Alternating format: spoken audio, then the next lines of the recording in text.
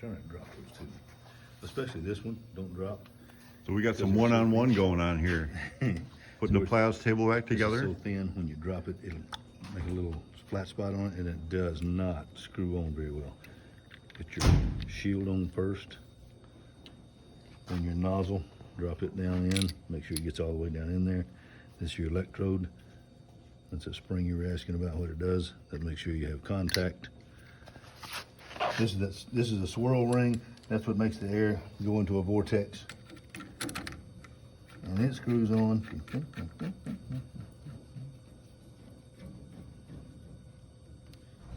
And give it a little tighten. Now, guarantee you, the first time, every time that we try to start it, guaranteed the first time it will not say anything. I don't know why. I don't know if it has to make contact for some reason or another. But the first time that we hit, it usually goes beep, beep, beep, beep, and doesn't do anything. So you should be ready to go now. You can kind of tell the difference here. Yeah, it was actually not even cutting all the way through here. Yeah. And some of them we had a really nice cut, but I really don't know why it started that way. We found there were some problems with our nozzle. We had some holes stopped up.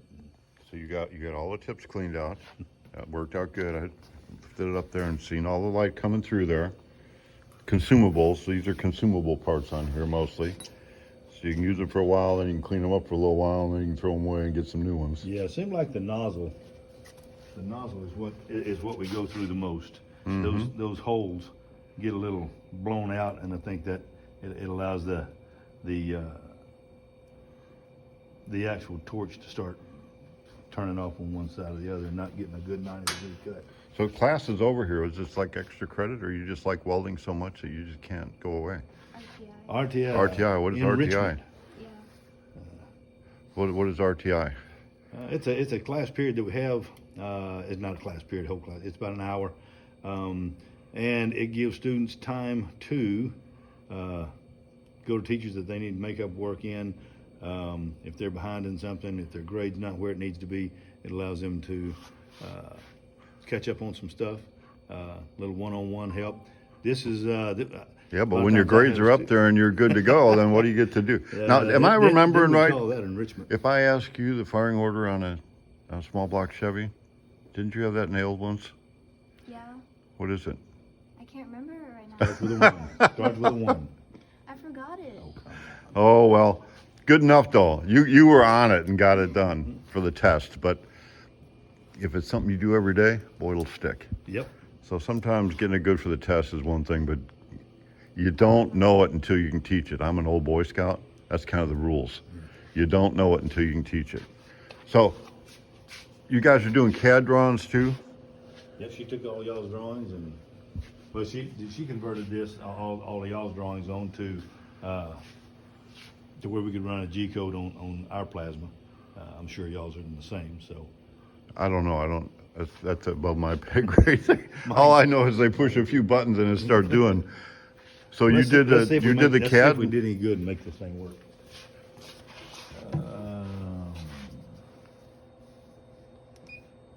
No. I don't know why I'm doing this. You know how to do it. Well, then why are you doing it? All right, it's loaded. Oh, no, the T-bow. Which one did we do? Just keep bucket part. And no, which one? Is it just those three there? Yeah. All right. So we'll go see what we got. You. Okay, the teacher's Yeah. getting some instruction. Okay. So you did those drawings? So So you you did. converted them? Yeah. Put them did. on there? We left our start point in the center for this one instead of the bottom left. So then do you nest them too? Nest them like. Which ones we cut first, second, and third, and how we make that go around Oh, our start point. Yeah, you You did. did that. Okay. So if you had like a 4x8 sheet there and you needed 20 each of those three pieces, can you nest those? You know what it means to nest it? So you could, that gets the most efficient. Does a computer do that? Surely you don't do it. No, there may be a program that we don't have, that I know there is, that maximizes your material. Well, material we- cost nowadays is so expensive where if you could readjust these and get 4 out of that space instead of 3, that's major. We actually, we did that to get it out of that was a little piece of scrap 1/4 inch that we Right. had. So we were trying to, we had to actually wind up rotating this triangle up this way and bring this one over, so, because it was the first time we had it out. We had them too far apart. But that's something you've already knew about, so you're learning that. Well, good. So what do you want to do? Do you know what you want to do yet? When I grow up, Well, you're pretty grown up, but yeah, when you leave high After school. school. environmental science, Animal science, environmental, environmental. What is that actually? pretty much everything. Everything? Taking care of the world. Do you like hug a tree or something? No, No? I'm in AP environmental science right now. So give me like one thing. What is like, One thing, what are you gonna do to change the world? You gotta have a vision, gotta go. less pollution, less, How do we do that? don't pollute. You know what I did when I was like, well, way younger than you? I grew up in Chicago. We would go through the alleys and pick up soda bottles and return them for the deposit and buy candy. But you know what? We drank our water out of a faucet and didn't have plastic bottles to throw away, and the bottles we did use were all glass and reusable. But I guess we're getting more environmentally friendly nowadays. That was just, I threw that in for free. Electric cars, what do you think about electric cars? No? Too much carbon emission. Ah, Lithium from the batteries. Too much lithium. It doesn't. Can't recycle it. can we make more efficient batteries? We could, if you find an efficient way to get the products and stuff. So batteries are getting more efficient nowadays. So is that something like a direction you want to look into, or I could. what about solar? Solar? Well, if you're gonna use solar panels, you need to have like a whole community to use them to be efficient in it. Okay. And I was at the auction last week, 2 weeks ago. I bought all kinds of solar panels and batteries. I'm gonna power my greenhouse. I don't know if it's efficient or not, but I'll feel good about myself. No, I think it will be. I can do 1,000 watts. I've been doing the calculations. You done any of those calculations on? no, I haven't. There's a lot to it when you figure out a watt and a watt hour and a this and a that, and how much can you run off of, and what percent is the sun going to give us, and What kind of panels did you wind up with? Did you get? so you know how auctions go, right? You better be quick and think fast. Yeah. So I did a lot of research. So some of the technology on like the battery and the chargers and all those systems is pretty fundamental. It doesn't change a whole lot, but the technology on the solar panels changes quickly. So I got some older solar panels I thought I got a deal on, but they were a little bit older, so I got an okay deal. So I got about 1,000 watts of solar panels. But the rest of the stuff, man, I got a heck of a deal. So now I got Batteries? Did you the get batteries and the charging systems and What the kind of batteries? inverters and converters. any lithiums, or did you do lead acid, or what kind of battery? No, lithium. You did lithium? It's Okay. it's good stuff. Good. So now I got to figure out how to hook it all up. So my grandson, he's 11. He's all about it now. So we got to do energy. The whole economy, everything in the world is based on energy. If we can get cheap energy, life would be good. How are we going to do that? Well, we already do generate a lot of energy from water. Hydro. That's hydro. Yeah. Yeah. My daughter worked at the dam at Bull Shoals. She's an electrician there. When they flip a switch, it's tens of thousands of volts.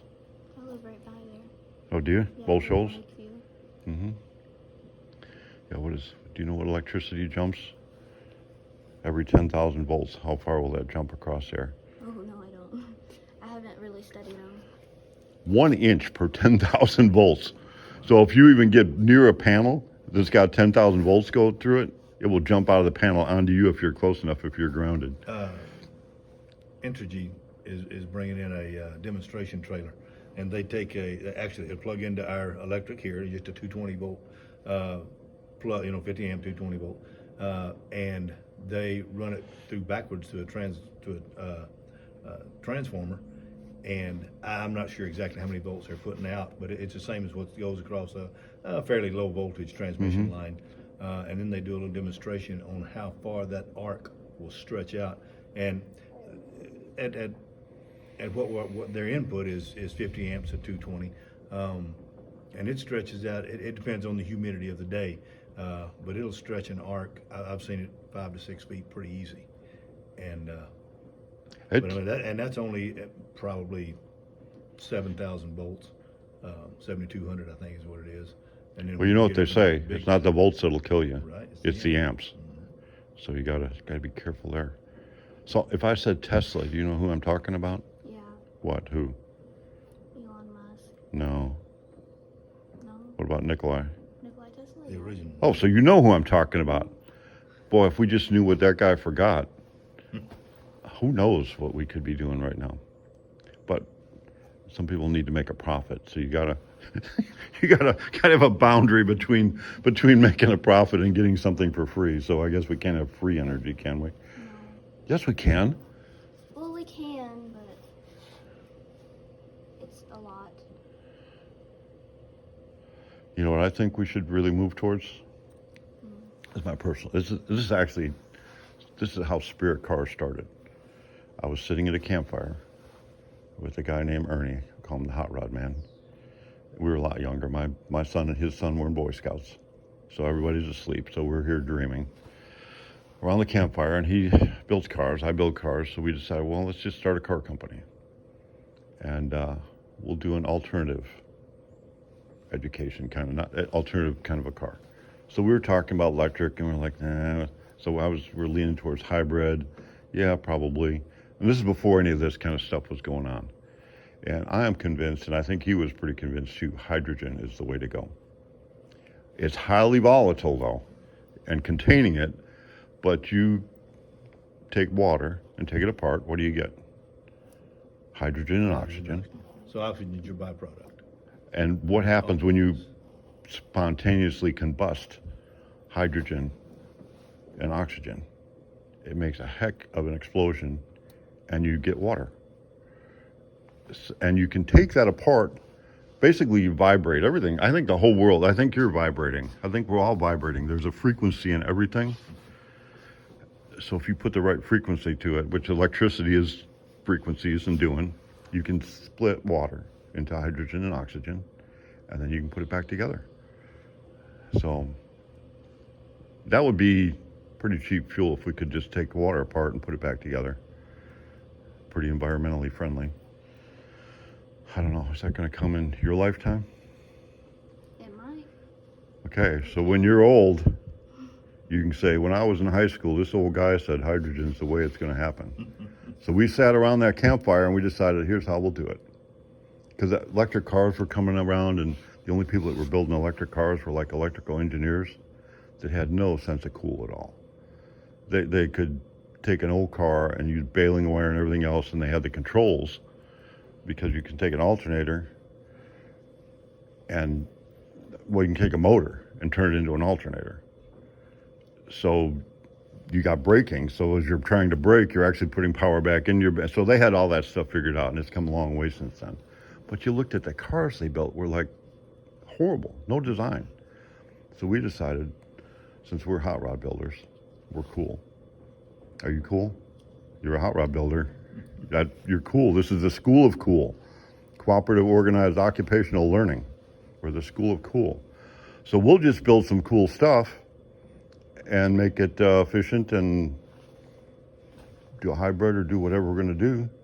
And then since we're cool, the world would have to accept it because it's cool. Is that arrogant, or is that just forward thinking? Forward thinking. I like you. I like you a lot. Anyway, this has been a good interview. I think we've solved some world problems here. Sure. We know how to work the machine. That's pretty serious. And you know what we're going to find out? I've been doing analytics because I used to do lots and lots and lots of video and TV and years ago. So I just started doing it again. I'm studying the analytics. People's attention span is like really short. Shorts are like way better than these long videos because we are right now at 14 minutes and 57 seconds. So we're going to find out how interesting you are.